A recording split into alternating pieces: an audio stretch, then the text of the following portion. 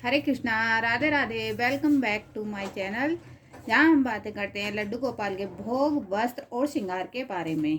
तो आज मैं आपको एक स्टोरी सुनाने जा रही हूँ। अगर आपको ये स्टोरी अच्छी लगे तो प्लीज़ हमारे चैनल को लाइक कीजिए, सब्सक्राइब कीजिए, बेल आइकन को ज़रूर से प्रेस कीजिए ताकि आने वाली वीडियो का नोटिफिकेशन आपको मिलता रहे। और कमेंट करके ज़रूर से ज़रूर बताइए कि आपको ये वीडियो कैसी लगी। तो आज मैं छोटी सी एक कथा सुनाने जा रही हूँ नटखट लड्डू बाबू के ऊपर। इनके बाल स्वरूप की स्टोरी है, एक छोटी सी स्टोरी, बहुत अच्छी। कृष्ण की जिन एक कहानी है जिसके अनेक रूप हैं और हर रूप की लीला अद्भुत, प्रेम और परिभाषित करने वाली है। उसे जीने वाले इस माधव ने जिस क्षेत्र में हाथ रखा वहीं कीर्तिमान स्थापित किए हैं। प्रभु की तो लीला ही अपरंपार थी। माँ के लाडले जिनके संपूर्ण व्यक्तित्व में मासूमियत समाई हुई है। कहते तो लोग ईश्वर का अवतार हैं, पर वे बालक हैं तो पूरे बालक हैं। और माँ से बचने के लिए कहते हैं, मैया मैंने माखन नहीं खाया। माँ से पूछते हैं, माँ वह राधा इतनी गोरी क्यों है, मैं इतना काला क्यों हूँ। शिकायत करते हैं कि माँ मुझे दाऊ क्यों कहते हैं, कि तू मेरी माँ नहीं है। यशोदा माँ, जिसे अपने कान्हा से कोई शिकायत नहीं थी, उन्हें अपने लल्ला को कुछ भी बनाना वह जैसे हैं उनके लिए पूरा है। यहाँ तक कि मुख से पूरी पृथ्वी दिखा देने, ना जाने कितने मायावी और राक्षसों का संहार कर देने के लिए बाद भी माँ यशोदा के लिए तो वह घुटने चलते लल्ला ही हैं, जिनका कभी किसी काम में कोई दोष नहीं होता है। सूर के पदों में अनोखी कृष्ण बाल लीलाओं का वर्णन किया है। सूरदास ने बालक कृष्ण के भावों को मनोहरी चित्रण प्रस्तुत किए है, जिसने यशोदा के कृष्ण की प्रति वात्सल्य और अमर कर दिया। यशोदा के इस लाल की जिद तो उसी तरह अनोखी थी। माँ मुझे चांद चाहिए।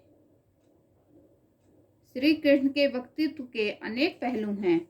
वे माँ के सामने रूठने की लीलाएं करने वाले बाल कृष्ण हैं, तो अर्जुन को गीता का ज्ञान देने वाले योगेश्वर कृष्ण हैं। इस व्यक्तित्व के सर्वाधिक आकर्षण पहलू दूसरों के निर्णयों का सम्मान है। कृष्ण के मन में सबका सम्मान है। वे मानते हैं कि सभी को अपने अनुसार जीने का अधिकार है।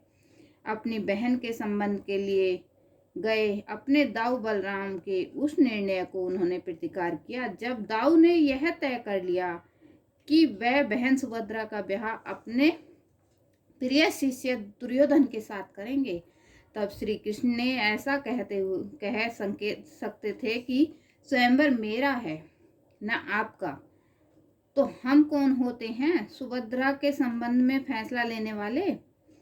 समझाने के बाद भी जब दाऊ नहीं माने, तो इतने पूर्ण कृष्ण ही हो सकते हैं कि बहन को अपने प्रेमी के साथ भगाने के लिए कह सके। राजसूय यज्ञ में पत्तल उठाने वाले, अपने रथ के घोड़ों को स्वयं सुसा करने वाले कान्हा के लिए कोई भी कर्म निषिद्ध नहीं है। महाभारत युद्ध जिनके नायक भी वे हैं, पर कितनी अनोखी बात है कि इस युद्ध में उन्होंने शस्त्र नहीं उठाए। इस अनूठे व्यक्तित्व को किस ओर पकड़ो कि यह अंक में समा जाए। कोशिश हर बार अधूरी रह जाती है। महाभारत एक विशाल सभ्यता के नष्ट होने की कहानी है।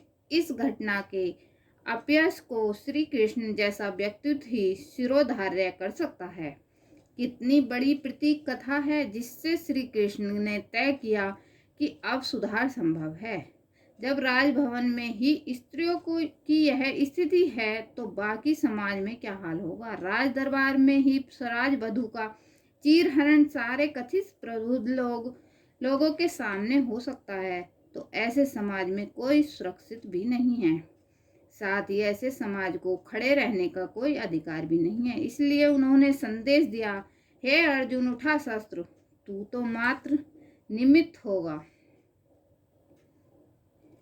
ये छोटी सी हमने एक स्टोरी आपको श्री कृष्ण के ऊपर सुनाई है।